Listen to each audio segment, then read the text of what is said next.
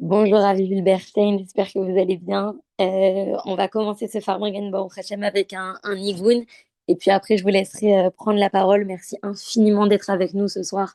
On a hâte de vous écouter et de rentrer dans le Farmingen avec vous, pardon. Donc voilà, je lance le Nigun et Baruch Hashem, on commencera par la suite. Vous voulez commencer ou vous voulez attendre encore quelques instants? Bah, le temps de lancer le Nigun, je pense que les participants vont arriver. Ça vous va? Ça dépend de vous. C'est vous qui connaissez votre Kahal. Ouais, ouais, je pense que ça va être parfait. C'est vrai que en France, 20h30, c'est toujours un peu compliqué pour les femmes de se connecter, mais au fur et à mesure, tout le monde va nous rejoindre, Bezrat Hachem. Alors, voilà, Oui. partager l'écran, on y va alors.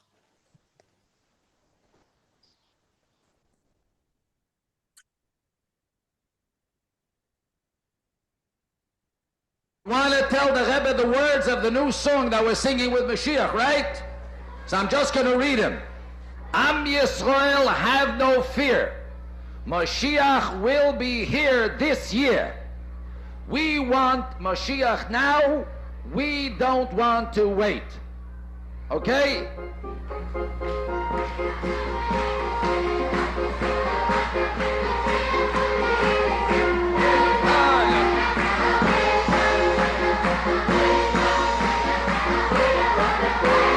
We want Mashiach now. We want Mashiach now.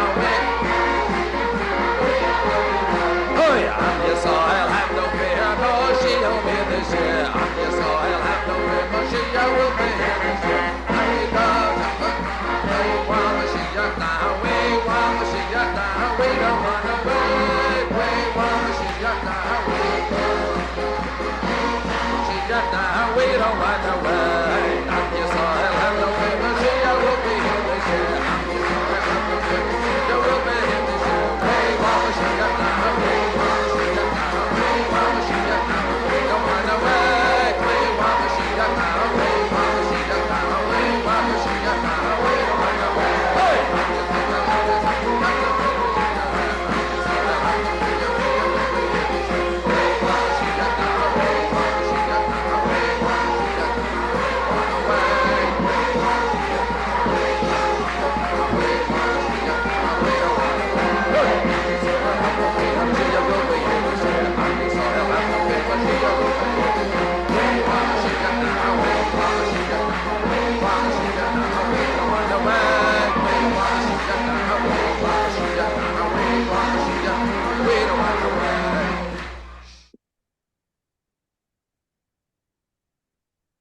À Zilberstein, je crois qu'on ne pouvait pas mieux commencer ce Farmingen que par ce Nigun. Voilà, on va commencer le Bezrat Hachem et au fur et à mesure, les participants vont nous rejoindre. Merci beaucoup encore, Rav. Et alors, la Brengen, il faut commencer avec Alachaim. J'invite tout le monde à prendre Alachaim, que ce soit sur la vodka, que ce soit sur la maria, que ce soit sur du Coca-Cola, de l'eau, whatever. C'est tous la même bracha, en disant ensemble, Baruch atah Adonai, Eloheinu melech haolam shahakol niyah b'dvoroi.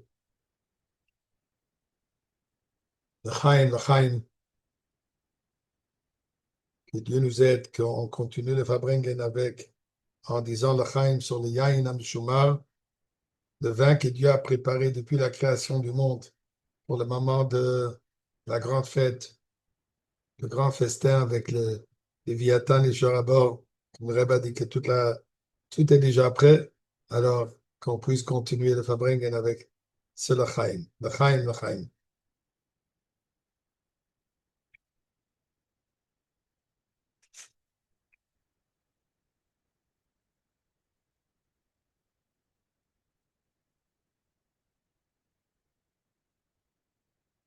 Même que c'est affiché, Fabrengen Gimel Tammuz,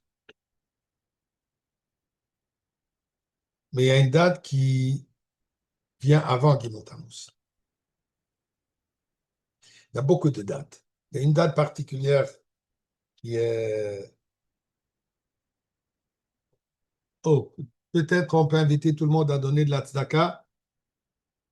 Faire le tzedaka, s'il vous plaît. Boîte, mettez quelque chose dans la boîte. D'accord.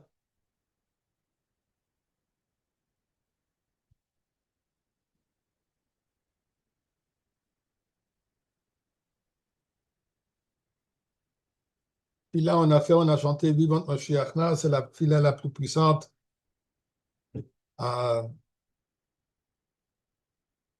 Juste pour ouvrir et fermer une parenthèse, je ne vais pas élaborer là-dessus, mais juste puisque c'est le chant qu'on a vu, je ne sais pas si vous savez, si vous avez remarqué, en tout cas moi j'ai remarqué à plusieurs reprises que quand on chante le chant We want Mashiach now, nous voulons Mashiach maintenant, qui vient avec une introduction.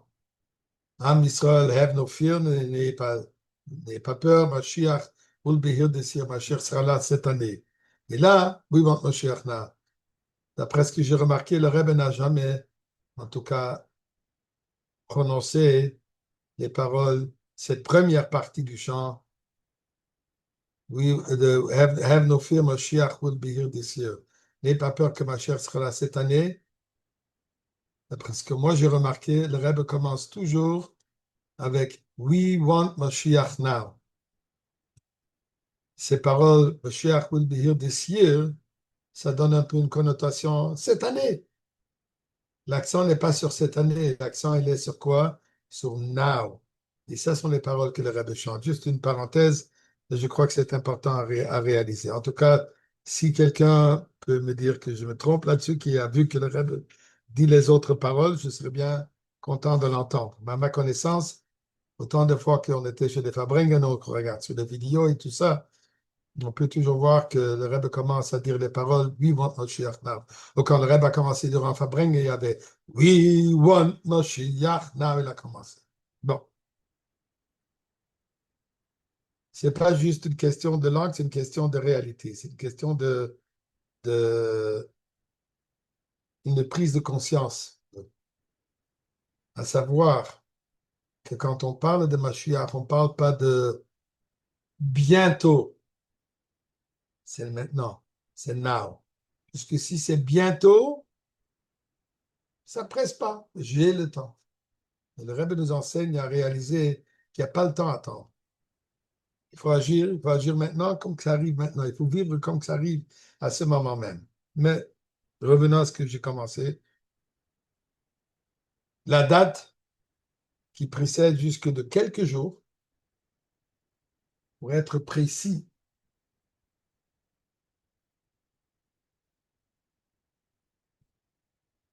il y a la date de Chafret Sivan, le 28e jour du mois de Sivan. Cette année, c'est Shabbat, Shabbat Parshat Shelach, où en 1941, le Rebbe et la Rebbetzin, le Rebbe et la Rabbanit Chaim sont miraculeusement arrivés aux États-Unis. On connaît l'histoire, ils étaient en France, ils ne pouvaient pas quitter, c'était déjà durant l'Holocauste 1941. Les Allemands ils étaient déjà établis en France. Le Rebbe et la Rabbinit sont partis vers le sud de la France, vers Marseille. Beaucoup d'histoires, comment le Rebbe s'est occupé alors de sauver encore des Juifs, et encore, avec un billet de $100. Il était à l'extérieur d'un hôtel puisque pour pouvoir rester à Marseille, les Juifs, les réfugiés, il fallait qu'ils aient une adresse. Alors, ils donnaient l'adresse de l'hôtel. Et pour s'inscrire à l'hôtel, il fallait avoir caution, un billet de montrer que tu as $100 en poche. Alors, le Rebbe avait un $100, il donnait à les gens, les prêtait, les revenait, ensuite encore et encore et encore. Combien de personnes, combien de familles se sont sauvées grâce à ça. Mais finalement, miraculeusement, comme j'ai dit, vous pouvez lire toute l'histoire. J'ai vu que c'est sur Chabad-France.org, il y a là-bas tout l'historique, encore, au moins une grande partie de l'historique de la préparation sur ce que ça a pris, toutes les difficultés, etc., que ça a pris pour finalement arriver à New York. Et le jour de l'arrivée est Chafres Nissan. Je m'excuse, Chafres Sivan. Il n'y a rien qui est par hasard dans le monde. Rambam nous dit En mikra mikra. Il n'y a pas d'hasard. Comme le Baal Shem Tov nous enseignait une base fondamentale dans l'étude de la Chassidoute, que tout est Bashgacha Pratit. Tout est par providence divine. Quand et où et comment, avec qui, etc. Tout ça, c'est par providence divine. Chaque moindre détail. Le fait que le Rebbe est arrivé, Chof Ches Sivan, bien sûr, a une extrême importance. Comme il y a une expression dans la Gemara, où la Gemara, Rabbi Yossi de dire, Rabbi Yosef, Ilav ha-yoima, kama Yosef ike b'shuka. Ilav ha-yoima de Kogorim, kama Yosef ike b'shuka. Si pas pour le jour de Matan Torah, Yosef, Rabbi Yosef de la Gemara fait allusion à Matan Torah. Il dit, si pas pour cette date, si pas pour cette journée, la journée de Matan Torah, il y aurait beaucoup de Joseph dans la rue. Grâce à Matan Torah, il y a un autre, il y a Yosef. Beaucoup de Mefarshim là-dessus, bien sûr. Mais Rabbi Yosef nous dit qu'il y a quelque chose de particulier qui est arrivé dans ce jour. Ce jour de Matan Torah, bien sûr. Ce jour de Matan Torah qui a transformé le monde. Où avant cela, il y avait cette coupure entre Elyonim et Tartonim, entre le divin et le matériel, le spirituel et le mondain. Deux existences séparées. Elokus, dans le monde Elokus. Torah et Mitzvot, dans un monde divin, un monde spirituel, mais qui n'affecte pas, qui ne transforme pas, qui n'imprègne pas le monde physique.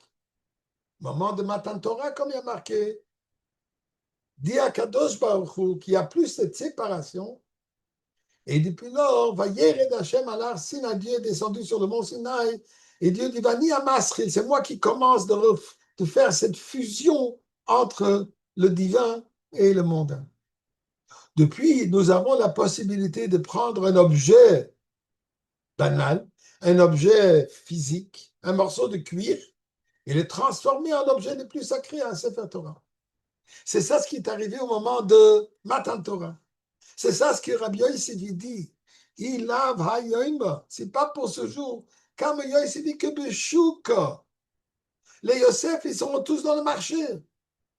Ils seront tous dans le monde matériel, ils seront tous sur le marché, en train de vivre le monde matériel, le monde de marché. Grâce à ce jour, il y a une transformation. C'est plus Yosef Beshuka, c'est plus le Yosef qui est dans le marché, mais c'est Yosef qui transforme le marché. Un nouveau marché. Un marché divin, un marché de Torah et Mitzvot, un marché où le monde physique est imprégné de Elokus.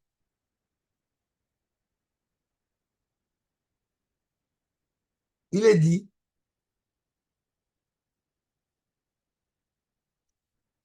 que Matan Torah était seulement dans le Chotzi Kadr Elyon, dans l'hémisphère supérieur. Chotzi Kadr Atachten, l'hémisphère inférieur, n'a pas eu de Matan Torah. Matan Torah n'a pas affecté, n'a pas été dans l'hémisphère inférieur. Et hier, il y a une lettre que le Rebbe pose cette question au rabbi précédent. Non, mais Matan Torah était partout. Nous savons très bien que Matan Torah affectait le monde entier. Il n'y avait pas d'écho, comme il y a marqué. Qu'est-ce que ça veut dire, il n'y avait pas d'écho? Que la voix de Matan Torah a percé tout. Il n'y a rien qui l'a arrêté. Un écho vient quand il y a un mur dur devant le son qui renvoie le son. Je ne sais pas si vous savez, mais au 770, le mur devant le rabbi est fait avec des petites pierres en blanche, des pierres. C'était pas toujours le cas. Comment ça, il y avait un mur? Et aussi, si vous regardez, le mur est droit et en haut, il y a une petite, ça penche un peu. Il y a un certain angle sur le plafond qui va faire la marche arrière. Ceci était quand ils ont agrandi ce système qui a cette grandeur. Ils ont fait venir quelqu'un, un spécialiste de son, puisqu'on ne pouvait pas entendre le chazan. Si le Rebbe parle là-bas de sa place, on ne peut pas entendre. Alors il est venu avec l'idée de faire un mur dur de pierre qui ne va pas absorber la voix, et en haut, ça va aller un peu à l'angle pour renvoyer la voix. Donc, ce mur, il est fait pour quoi? Pour renvoyer le son, pour renvoyer la voix. À Matan Torah, il n'y avait pas cela. On a marqué qu'il n'y avait pas d'écho, il n'y avait pas de bas de col. Pourquoi? Puisque la voix, elle a percé tous les murs, toutes les montagnes, toutes les obstructions. Il n'y avait qu'une obstruction, le monde entier était affecté. Pose le Rebbe la question, alors qu'est-ce qu'on dit ici? Qu'est-ce qu'on dit ici? Que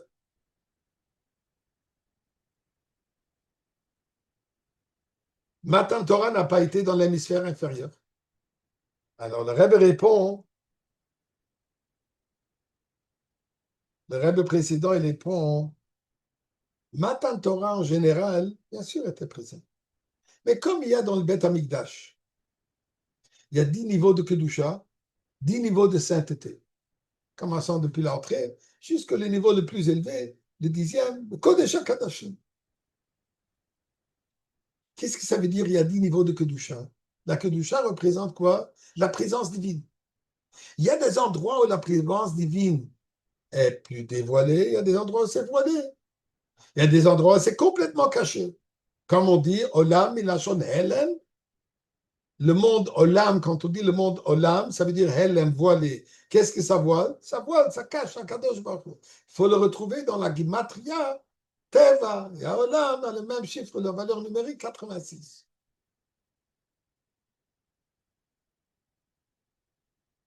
Alors, la progression du dévoilement de Elokus, de la divinité,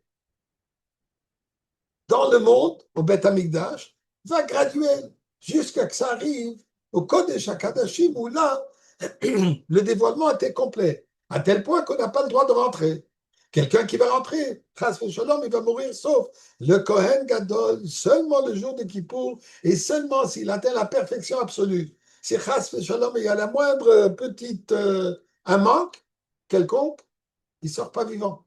Pourquoi? Puisque c'est un endroit où Nimna Nimno, c'est un endroit où la présence divine elle est complètement ouverte, dévoilée.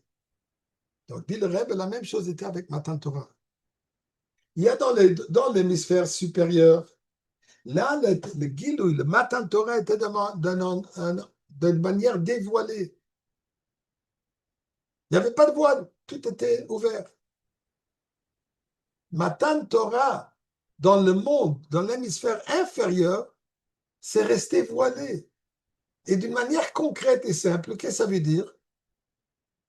Jusqu'à quelques centaines d'années, il n'y avait pas de juifs dans l'hémisphère inférieur.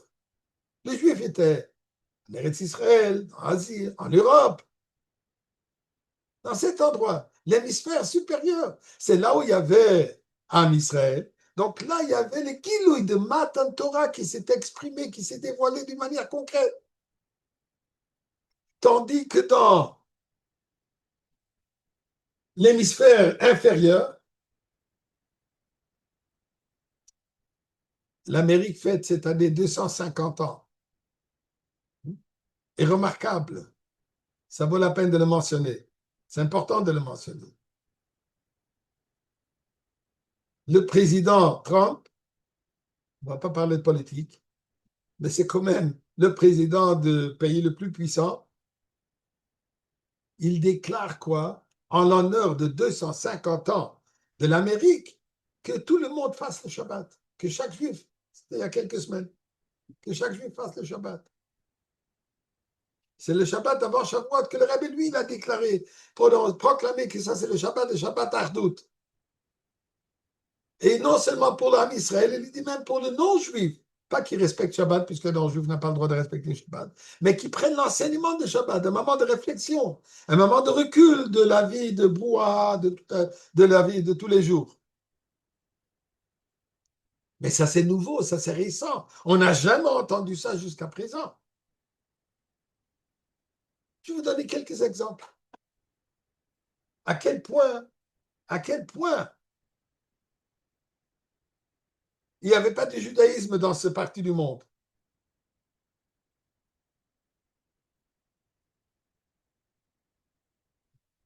Je ne vais pas parler de New York, mais je vais parler de Montréal. Je connais un peu l'historique de Montréal, puisque j'avais l'occasion de faire des recherches, de, d'écrire l'histoire de Chabad, le développement de Chabad, de la Chassidoute à Montréal. Et là, j'ai pu constater des choses qui étaient vraiment difficiles à croire.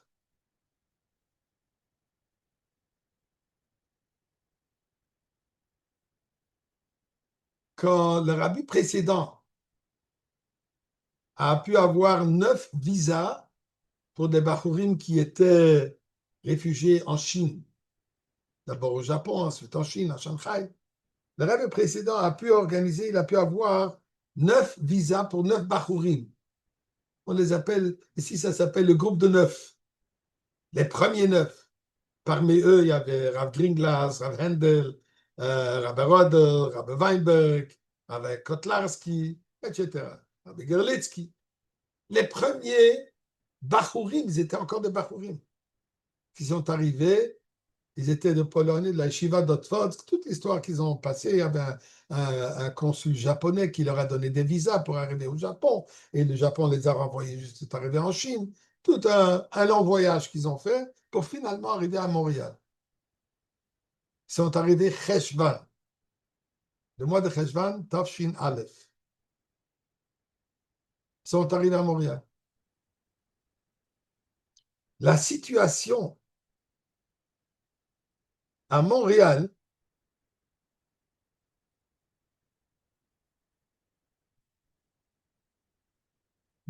au niveau du judaïsme était incroyable.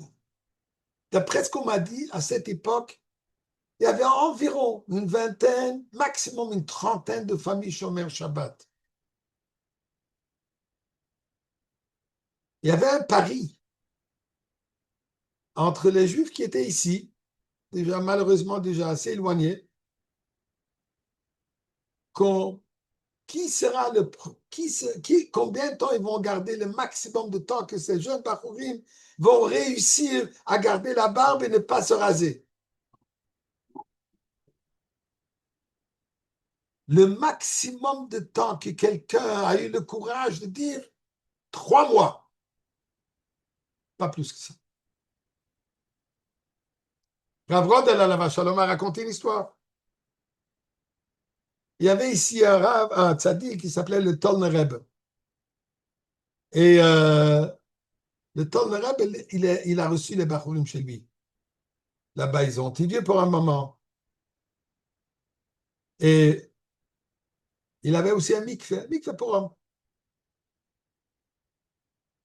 Un jour, Rav Rodel me raconte, le matin, il sort du mikveh, il sort de la chose de mikveh pour aller à la yeshiva. Et il voit qu'il y a tout un groupe de personnes, tous des juifs de l'Europe de l'Est, parlaient tous yiddish. Et il s'est effrayé, il dit, mais c'est quoi la démonstration? Qu'est-ce qui se passe? Pourquoi? Est-ce qu'il y a quelque chose qui est arrivé? Qu'est-ce qui se passe?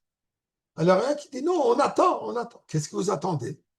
On attend de voir, vous n'allez pas croire ce que je vous dis, on attend de voir la vache. Vous m'entendez bien? La vache, comment la vache, elle sort du mikveh? Vous êtes malade? La vache qui sort du mikveh? Mais de quoi vous parlez? Et quoi il s'agit? Alors ils leur ont dit, ils lui disent, on a entendu dire que les Bachurim ne consomment pas le lait. Pourquoi? Il n'y avait pas de Chalav Israël. Ça n'existait pas. Alors les Bahouim ne buvaient pas du lait. Quand ils se sont renseignés, alors on leur a dit non, ce n'est pas Chalav Israël. Alors les grands philosophes, les grands connaisseurs, ils ont décidé. Et là, ils ont aussi entendu que les Bahourim, ils vont au mikveh. Alors ils ont décidé, ah, Chalav Israël, c'est certainement que la vache doit aussi se tremper dans le mikveh. Alors ils attendent de voir comment la vache elle sort du mikveh. Ça paraît rigolo, mais c'est pas rigolo. Ça, c'était l'état, l'ambiance du judaïsme à Montréal. New York était un peu mieux. À New York, il y avait déjà plus de juifs, il y avait déjà même Yeshiva Torah Vedat, mais tout ça aussi, c'était comme au bout de l'aiguille. C'était minime. Porter une barbe entière, c'était quelque chose de très inhabituel. Même des grands rabbinim. Ça a pris beaucoup de temps avant que ça a changé. Ça, c'était donc la situation de l'hémisphère inférieur. Bien sûr, il y avait la Torah, mais il n'y avait pas la pratique de la Torah. Elle était surtout de manière voilée. Même ceux qui le faisaient cachaient le judaïsme à la maison. Et le rabbi précédent, quand il est arrivé, Tafshin Aleph 1940, Tête Adar, la première proclamation qu'il a faite, il a dit quoi? Je suis venu pour montrer qu'Amérique ist nicht anders. L'Amérique n'est pas différente. Qu'est-ce que ça veut dire l'Amérique n'est pas différente que tel qu'il y a Matan Torah sur Chotzi Kadra Elyon, de la même manière, il faut que ça devienne, que le Chotzi Kadra Tartan devienne aussi un monde, la place où Matan Torah est dévoilée. Et c'est ça ce que le rabbi précédent a commencé à œuvrer. D'ailleurs, j'ai entendu une histoire il y a quelques semaines, une histoire extraordinaire. Le rabbi précédent,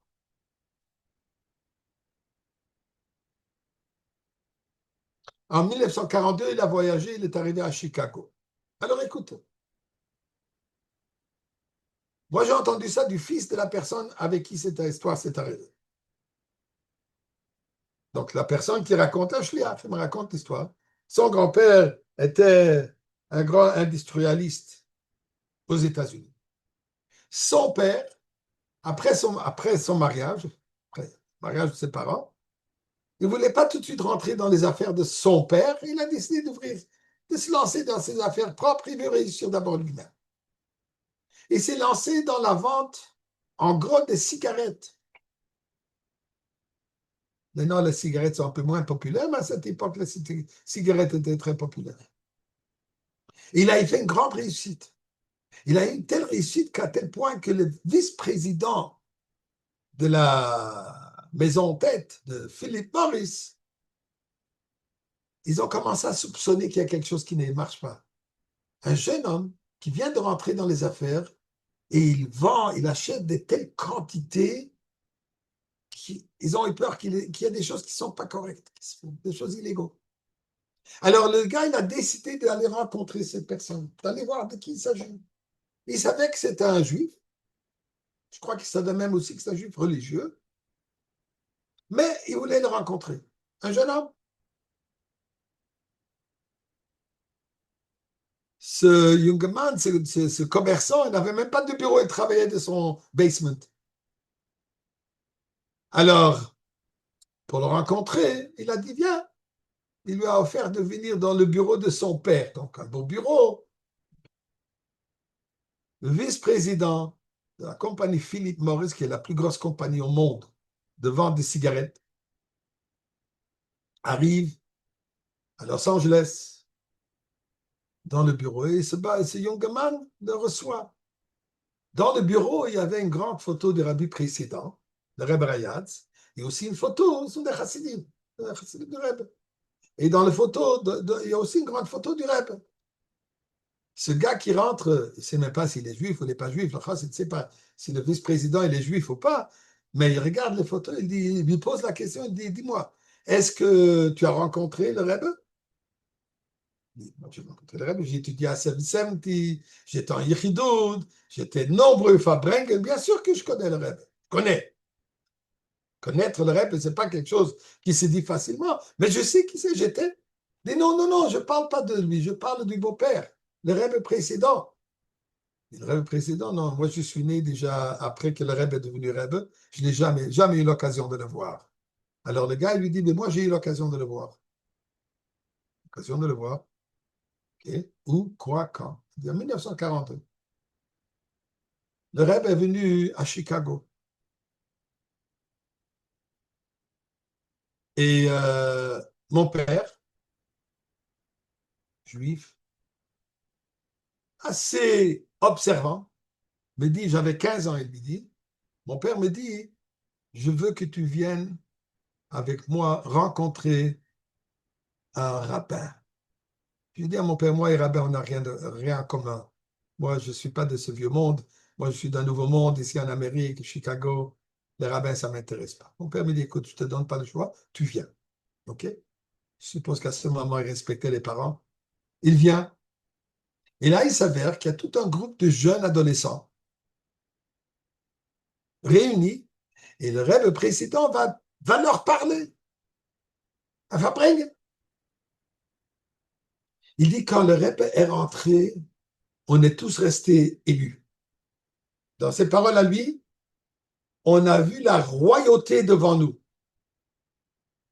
On est resté bouche bée. Ensuite, le Rebbe a pris la parole et nous a parlé. J'ai rien compris, il a parlé en yiddish. À la fin, il nous a donné chacun une bénédiction, une bracha. Il a quitté. En quittant, je demande à mon père, mais de quoi, qu'est-ce qu'il a parlé? J'ai senti, il dit, j'ai senti que c'est des paroles extraordinaires, c'est quelque chose d'irrégulier. Ce n'est pas un rabbin régulier. Ça, j'ai vu, ça, j'ai senti. J'ai ressenti ça dans mon âme, mais je voudrais savoir ce qu'il a dit. Alors, il dit que mon père m'a dit que le Rebbe a parlé aux jeunes, des adolescents. 1942, on parle d'un Rebbe progressif. Il nous a parlé d'abord, il nous a dit que nous devons tous nous marier entre juifs et juifs. Pas chas v'shalom marier hors du judaïsme. Et ensuite, il leur a dit, il faut que vous gardez Tarat HaMishpacha. Vous vous rendez compte? 1942. Le Rebbe parle à des adolescents américains qui ne savent même pas de quoi il s'agit. Le Rebbe n'a pas honte. Il leur dit clairement, il faut garder Tarat HaMishpacha. Chose qu'à cette époque était inconcevable que quelqu'un en parle même. Je vais revenir un instant à l'histoire que je vous ai dit par rapport à Montréal. Rav Greenglass, le fameux kabbaliste du Rabbi, lui, il était, je crois, le premier qui devait se marier ici à Montréal, de ce groupe de 9. Le mikveh, entre guillemets, qui existait, n'était pas vraiment caché. Il était vraiment bédiavet avec beaucoup de doutes. Il est parti voir le Rav de la communauté de l'époque, qu'il faut, le mikveh est bon, il n'y a rien à faire, il ne faut pas toucher. Son orgueil a été vexé, je ne sais pas pourquoi, en tout cas, il ne voulait rien entendre. Rav Greenglass a donné, ça c'était, je crois, en 1942, $1000, c'était une fortune au concierge de l'immeuble pour lui permettre de venir le soir pour arranger, cachériser le mikveh. Vous vous rendez compte? L'ambiance. Alors le Frierdiker Rebbe, il parle à ces jeunes et il leur parle de Tarat HaMishpacha.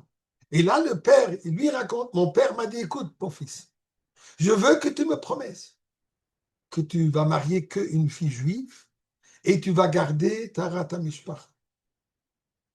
Au moment, je lui ai promis.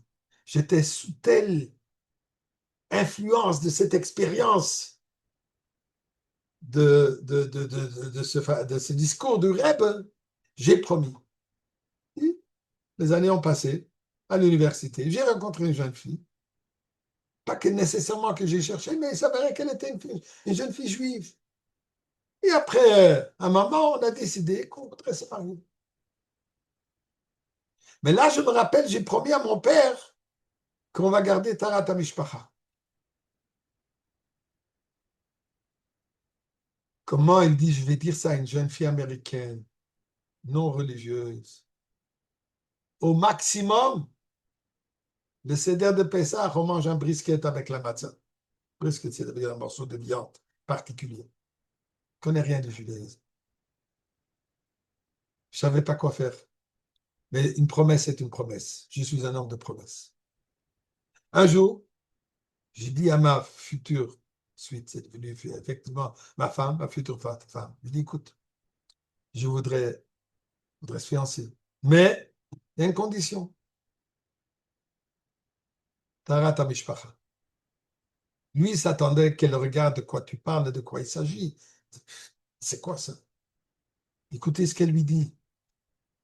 Toi aussi, tu étais à ce discours du rabbi?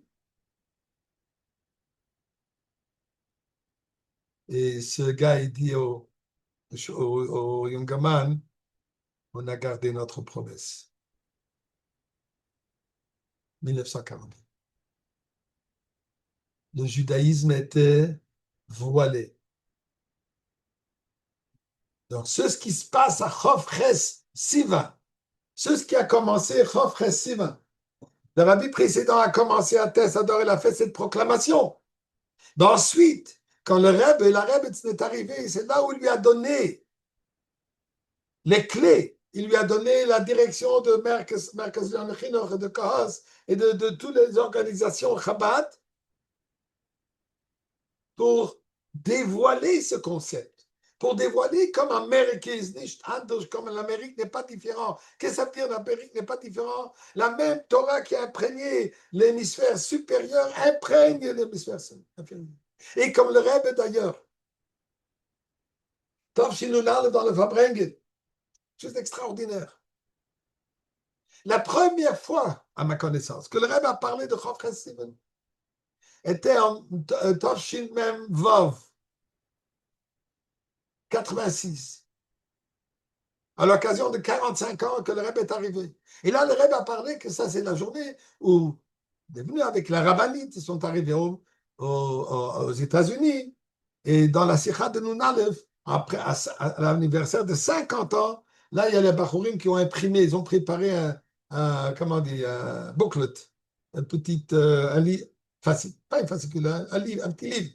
Chof Ches Sivan, ils ont donné ça au Rebbe, là où il y a toute l'histoire et les sikhot, tout ça, ce qui est relié à cela. Non seulement le Rebbe l'a accepté, mais le Rebbe a demandé d'imprimer 10 000 copies. Et ce jeudi soir, le jeudi de Chof Ches, à cette année, c'était un jeudi soir, le Rebbe a distribué ça à tous les chassidim, tous ceux qui sont venus, 10 000 copies de ce petit livre couleur Bourgogne. Qu'est-ce que ça veut dire? C'est quand même une chose très personnelle. Que le Rebbe et la Rebbe sont arrivés, c'est un miracle personnel. Le Rebbe dit non, c'est pas personnel. C'est quelque chose qui est pour tout le monde. C'est quelque chose qui affecte tout le monde. C'est quelque chose qui est important. À Nossi ou à Koil et tout ce qui se passe avec le Nossi, c'est important pour nous. Donc, le jour de Chof Ches Sivan, pour en revenir, en résumé, c'est le jour où cette transformation qu'il y a eu à Matan Torah, Vav Sivan, dans le mois de Sivan,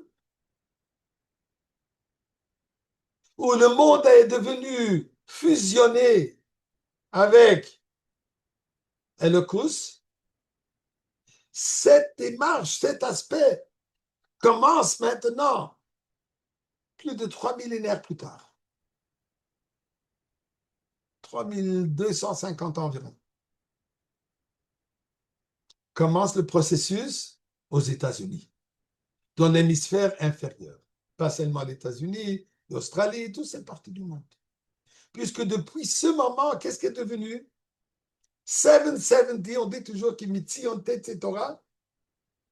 On va changer un tout petit peu. Mitzion, au lieu de Mitzion, 770. Tetze Torah.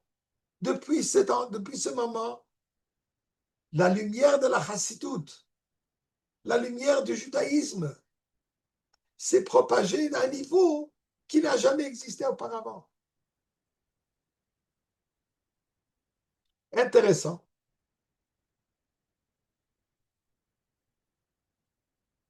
Le monde a toujours regardé. Et jusqu'à il n'y a pas longtemps, il y a ceux qui regardent toujours là-dessus. La technologie est un danger pour le judaïsme. Les progrès technologiques, ça, il faut complètement ignorer, repousser, etc. Le Rebbe dit juste l'inverse. Quand ils avaient commencé à faire des sikhot à la radio, ouais, c'était un controverse parmi différents groupes, ce qu'ils appellent Haredim, etc. Comment est-ce qu'on peut utiliser un outil tellement tamé pour la Torah? Ensuite, quand ça a commencé, les Fabrengen qui sont passés à la télévision, wow, ça c'était catastrophique.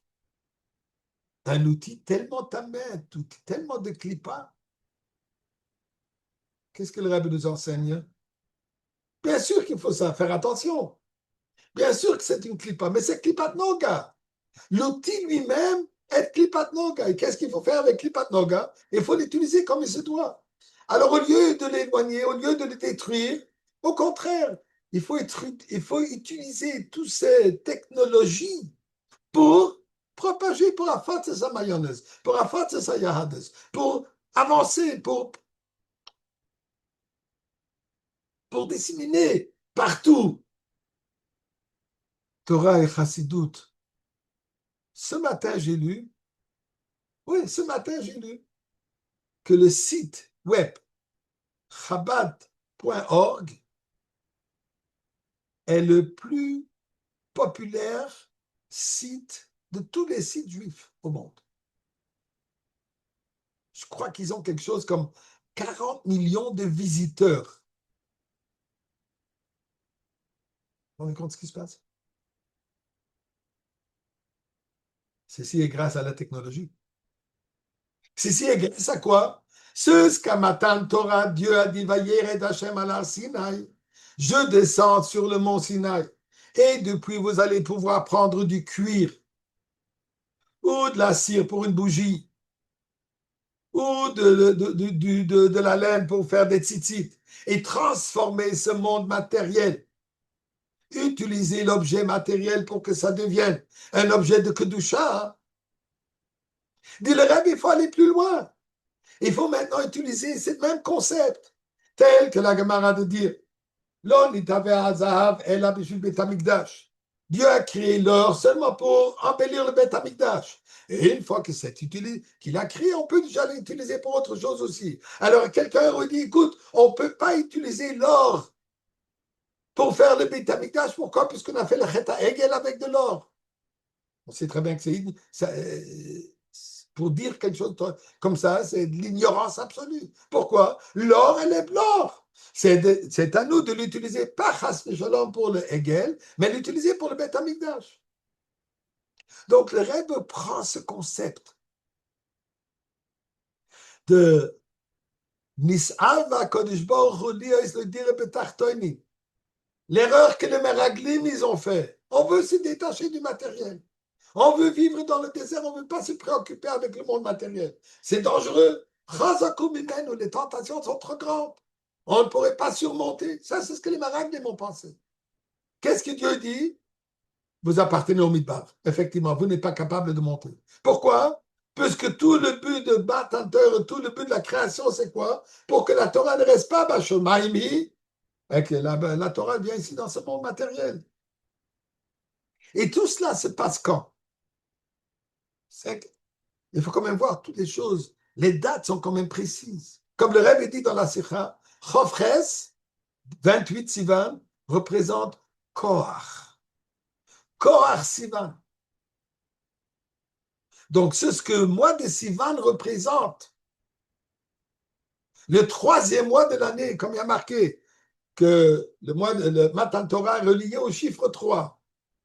Le 3e mois de l'année, le mois de Sivan, Nissan, Iyar, Sivan. La Torah qui est partagée en trois, Torah, Nevi'im, Ktuvim, Am Israël qui a Kohen Levi Israël, Moshe Rabbeinu qui est un de trois enfants, et comme Rabbi Haïgon donne une liste, une dizaine de différentes choses, comme c'est relié au chiffre 3. La Torah, elle est donnée de quelle manière? Puisque Israël, Voraï, Dieu et la Torah et le peuple juif est une chose. Pourquoi? Puisque c'est Am Israël qui dévoile cette Torah dans le monde. C'est Am Israël qui vit la Torah dans le monde. C'est Am Israël qui est la lumière hors d'Agoyim pour enseigner les chefs à de Nunach, le message divin pour toute l'humanité. Tout cela est retrouvé dans le chiffre 3.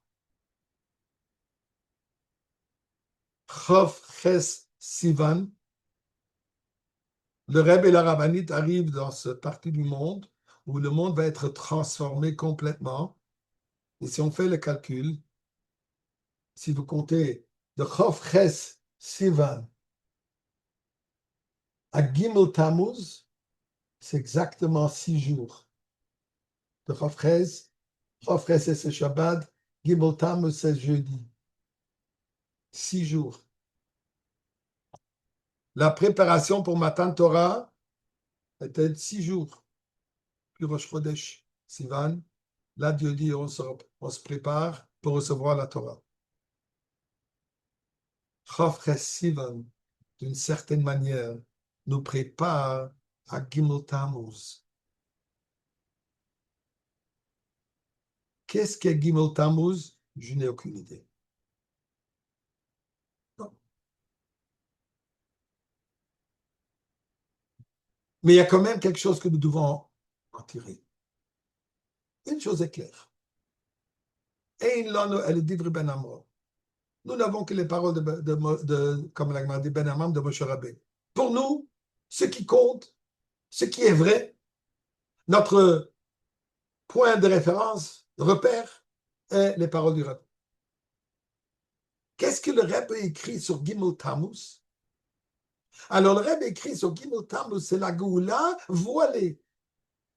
Pourquoi? Puisqu'à l'époque du Rabbi précédent, c'était le jour où ils ont annoncé qu'il va être renvoyé en exil pour 3 ans. Ensuite, il s'est avéré, Yud Bestam, qu'il a été libéré complètement. Alors, la réalité est que le grand miracle de la libération, de la délivrance du Rebbe précédent était Gimel Tammuz, puisque c'est là où il est sorti du danger de mort, comme ils ont voulu faire au début. C'est là où même la prison de 10 ans a été commuée. Donc c'était Goula, mais c'était Goula encore quoi? Ben Helem, c'était voilé. Plus tard, ça s'est dévoilé que... Donc, Gimel Tammuz pour nous représente la Goula voilée. Et effectivement, malheureusement, depuis, d'une certaine manière, le Rebbe est voilé. On n'entend pas des Fabrengen, on n'est pas à 770, on n'entend pas on n'est pas aux prières, il ne donne pas Koshel Brach, il ne donne pas les dollars, pas la prière. Il ne peut pas lui remettre les panimes en main. Mais il faut réaliser que c'est quoi? C'est une Goula qui est voilée. Puisque d'une certaine manière, depuis Gimel Tammuz, le dévoilement du Rebbe est incroyable.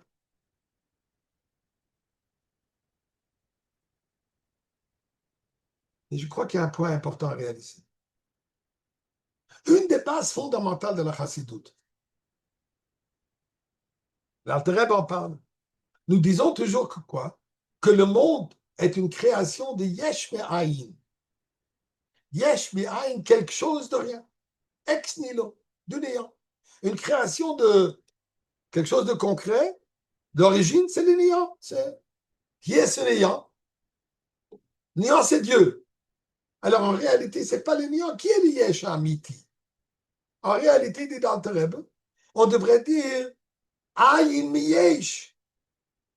Puisque le vrai existence, le vrai Yesh, c'est Dieu. Nous, en réalité, nous sommes Aïn. Nous sommes des non-existants. Nous paraît qu'on existe. D'ailleurs, comme c'était un Matan Torah, comment il est dit qu'on a vu les sons. Et on a entendu les éclairs. Longue sikha du Rabbi, mais c'est quoi le point? Qu'au moment de Matan Torah, on a vu la réalité. Le son représente la voix de Dieu. On a vu, voir c'est quelque chose de concret. Voir c'est quelque chose de physique. On voit un objet physique. On voit le monde matériel. On ne voit pas Dieu. On voit l'objet que Dieu a créé. On réfléchit, on réalise qu'il y a un créateur dans cet objet. Mais Matan Torah était un moment de quoi? À ce moment, on a vu qu'en réalité, c'est Aïn Miyesh. Ça, c'était l'expérience de Matan Torah. À tel point qu'on a entendu ce qu'on voit habituellement. Qu'est-ce que ça veut dire? Qu'est-ce qu'on voit?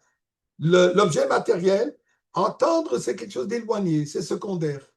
À ce moment, on a réalisé que le monde matériel, en réalité, n'est que secondaire, n'est pas une réalité vraie, n'a pas une existence propre, elle n'existe que grâce au fait que Dieu l'a créé continuellement. Donc, Matan Torah était le moment, quoi, de ce dévoilement. Et le cause, d'une manière concrète. Ceci sera au moment de la Goula. Comme le Rambam conclut tout le Sefer, Yad HaChazaka, la main forte, Yad HaChazaka. Le Rambam conclut tout ça, tout le processus depuis le début de Halachot jusqu'à la fin, toute la Torah. La conclusion de cela, c'est quoi? De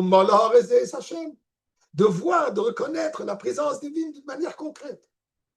Gimel Tammuz nous force à voir les choses de cette manière.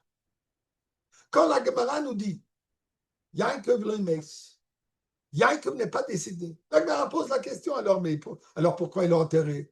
Pourquoi ils ont fait des éloges? Pourquoi ils les ont embaumés, etc. De Chibirdi, Sauf de Nayo, etc. Tout cela était en vain. Qu'est-ce que la Gemara dit? Moi, j'ai un pasouk. Mikron et Derish. Un pasouk qui me dit Mazar Bachaim, Mafu Bachaim. Les enfants sont vivants, lui, il est vivant. Mais Rashi nous ajoute quelque chose de très, très important. Il dit Nidma lahem shemeis.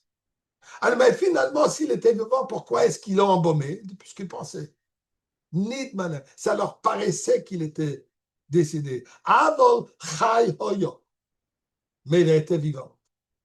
Maintenant, qu'est-ce que ça veut dire? Il pose une question concrète. Il est vivant ou il n'est pas vivant? Ils l'ont amené à Marata Marpila, ils ne l'ont pas amené à Marata Marpila. Est-ce qu'ils l'ont embaumé ou pas embaumé? Ils ont fait Kaddish ou ils n'ont pas fait Kaddish? Il y a une Iloula, il n'y a pas d'Iloula. La Gemara répond une chose. Ton point de repère doit être la Torah. Ton point de repère, ta réalité, notre réalité doit être pas ce qu'on voit habituellement, mais la vue de Matan Torah. Qu'est-ce que nous avons vu à Matan Torah? Et le Kous. L'Alter Rebbe avant Chavdal le Teves, quand il a demandé qu'est-ce que vous voyez, il dit on voit le balcon, on voit le poteau du plafond. Il a dit moi je ne vois pas de plafond, je vois le Kous. Nous dit le Rebbe, il faut ouvrir les yeux. Qu'est-ce qu'il dit, il faut ouvrir les yeux?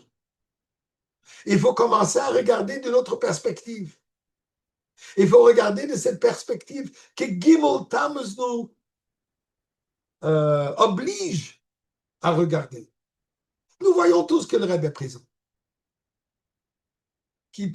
Chacun pose des questions de sa manière, ou que ce soit dans les Idrus Kodesh, ou que ce soit au Ohel, ou que ce soit dans les rêves, ou peu importe, chacun pose et chacun reçoit une réponse. Vous imaginez le président d'Argentine, pour gagner les élections, il vient au Ohel, il vient chez le Rebbe. D'ailleurs, je peux vous raconter, juste après ces élections, j'étais visiter une prison ici, pas loin de Montréal.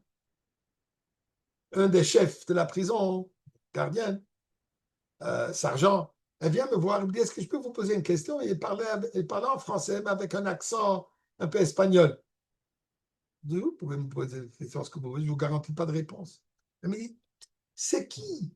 C'est où cet endroit où les gens viennent demander des bénédictions et les bénédictions sont exaucées?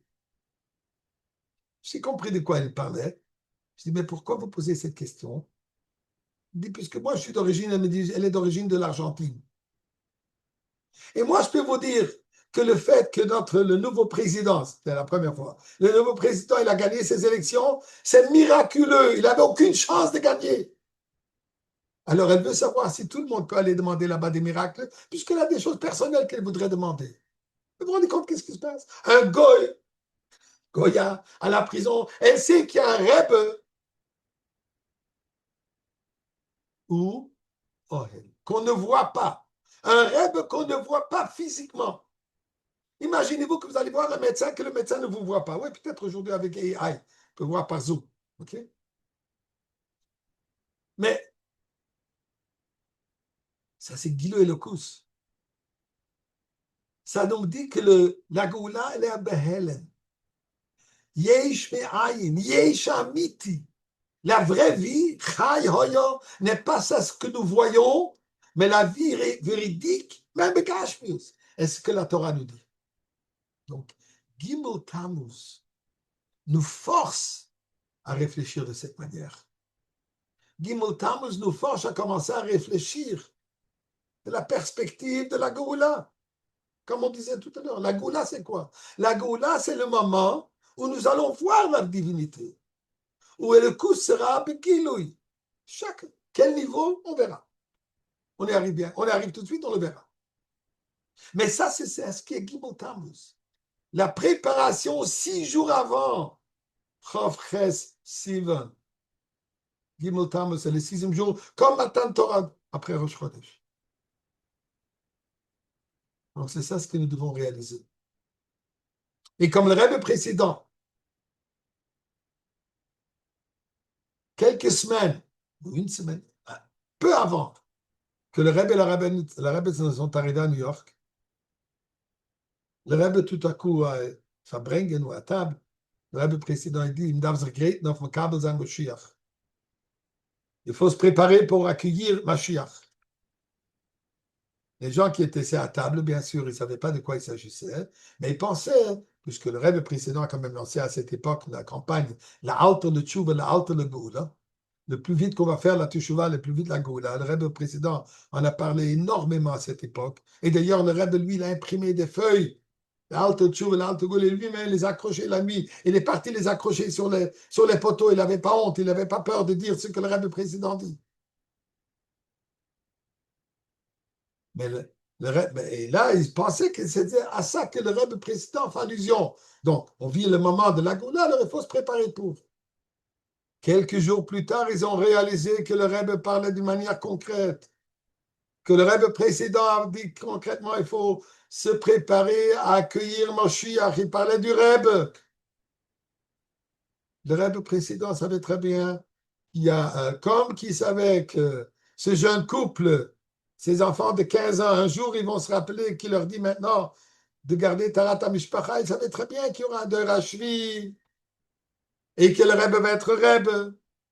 Et le rêve précédent a préparé le rêve pour être rêve. Comme il y a beaucoup d'histoires, pas le moment pour entrer dans tout cela maintenant. Et le rêve nous dit il faut se préparer à accueillir le câble Ponim Zampne Moshiach. Mais ça sont les paroles que le Rebbe nous dit ici. Le Rebbe nous a dit tout est terminé. La transformation du monde matériel est déjà transformée. Avoida Sabirurim, la purification de sortir les Nitzutzot, c'est fini. Qu'est-ce qu'il y a maintenant? Ça, une manière d'expliquer que ça Avoida Salissiones. C'est nous qui devons réaliser que tout ce qui se passe au monde n'est qu'un isayon, n'est qu'une épreuve à nous. Est-ce que nous sommes capables de surmonter? Mais regardez même, comme le monde lui-même crie Elokus. Passouk de dire, parmi les choses qui vont se passer durant la Goula, Even Mikir Tizak. Il y a la pierre qui va crier. Expliquez, qu'est-ce qu'elle va crier? Quand Mashiach viendra, la pierre, elle va raconter tout ce qu'elle a entendu chez nous à la maison, qu'est-ce qui se passe. Mais quand c'est un peu moins spécifique, pierre, C'est quoi Pierre? Pierre, c'est un doimen. Pierre, c'est doimen, tzomeach, chaim, daber. C'est le minéral où il y a le moins de vie. Il y a la vie, mais ce n'est pas une vie vibrante. La vie qu'il y a là-dedans, la force créateur qu'il y a là-dedans, elle est invisible. Même dans sa manifestation, puisqu'elle ne se manifeste pas d'une manière concrète. La seule chose qu'elle se manifeste, c'est quoi? Qu'elle existe. Dit le prophète qu'au moment de la Géoula, elle ne sera plus un doimem. Ce doimem deviendra un medabé. Ce doimem, ce sera dévoilé dedans la koher haleki, donc elle va parler aussi. Mais nous avons déjà de certaines manières aujourd'hui. Un cellulaire, c'est quoi? Un doimen. Un cellulaire, c'est un doimen. Et il parle. Maintenant, c'est à nous de choisir qu'est-ce qu'il va parler. Est-ce qu'il va parler des bêtises ou il va nous faire tous les fabringues qu'on peut retrouver sur le cellulaire et par l'Internet? Regardez aujourd'hui ce qui se passe. L'intelligence artificielle. Mais c'est extraordinaire. On peut trouver toute la Torah à une seconde, tu peux retrouver tout. Il y a maintenant un nouveau site, j'ai entendu dire, qui est particulièrement pour la chassidoute. Un AI de la chassidoute. De toutes les sikhot du rabbi, de tous les mamarim, de tout ça. Qu'est-ce que ça veut dire? C'est ça ce que le rabbi nous a démontré. Que c'est le monde, l'hémisphère inférieur, d'où toute la technologie se développe, et de toute la le modernisme et tout cela, bien sûr des têtes juives, mais tout cela, en grande partie, vient d'ici. Tout cela doit être utilisé. Pourquoi? Puisque cette séparation qu'il y avait avant Matan Torah, entre Elyonim et Tartonim, cette séparation qu'il y avait avant entre l'hémisphère supérieur et l'hémisphère inférieur, dit le Rebbe, tout cela s'étend. Et qu'est-ce que le Rebbe fait en première chose? Il sort avec fierté que le judaïsme qui était à cette époque caché dans la maison, faire une démonstration juive dans les rues, inconcevable. Le Rebbe a commencé les parades de l'Akbar, parades de Shabbos, de sortir le judaïsme de la cachette et que tout ça soit béguilé. Allumer la menorah, d'Afka dans la rue, d'Afka dans le domaine public, d'Afka dans le terrain qui appartient au public. Pourquoi? Pour qu'il n'y ait pas un endroit, pour qu'il n'y ait pas 1 millimètre de ce monde où Dieu n'est pas présent, où la chassidoute n'est pas présente, où le Rebbe, tout le monde sait, et tout le monde reconnaît, et tout le monde accepte, et tout le monde veut qu'on ait déjà des galus, la Deneinu Moreinu Rabbeinu Melech HaMoshiach, qu'on ne soit pas seulement dans les paroles de Yechi Adonenu Moreinu Rabbeinu Melech HaMoshiach, mais que ça soit comme le Rebbe dit dans le Mahamar, Yud Shvat, que le Rebbe revienne ici, Begufa Gashmi, pas seulement au Ohel. Le Rebbe nous dit que nous ne devons pas être des Yoshve Ohel, nous devons être Balesek. Ohel, c'est un endroit temporaire. C'est ça ce qui est un Ohel, c'est un endroit temporaire. Alors que Dieu fasse que cet endroit de Ohel soit complètement vidé et que nous voyons déjà le Rebbe ici avec double Gashmius. Et comme le Rebbe nous amène du Galout, et comme le Rambam conclut son Yad HaChazaka, le Mishneh Torah s'appelle Yad HaChazaka. Pourquoi il y a 14 livres? Mais Yad veut aussi dire la main. D'où est-ce que ça provient? Alors on retourne à la sortie de Mitzrayim. Comment il y a marqué Yetzias Mitzrayim? Le peuple juif sort avec la main forte, une main élevée, une main fière. Pas qu'on s'enfuit, mais on sort avec le Gaon Yaakov, la fierté juive. Alors Biyad, la main du Rebbe, qui nous donne, il donne des dollars, il donne Kosher Proch, il donne des mamors, il donne des contrées, il donne, n'arrête pas de donner. Rama qui représente Rabbeinu, Melech HaMoshiach, le Chaim, rendez-vous à l'entrée principale, 770 Bet HaMikdash, le Chaim.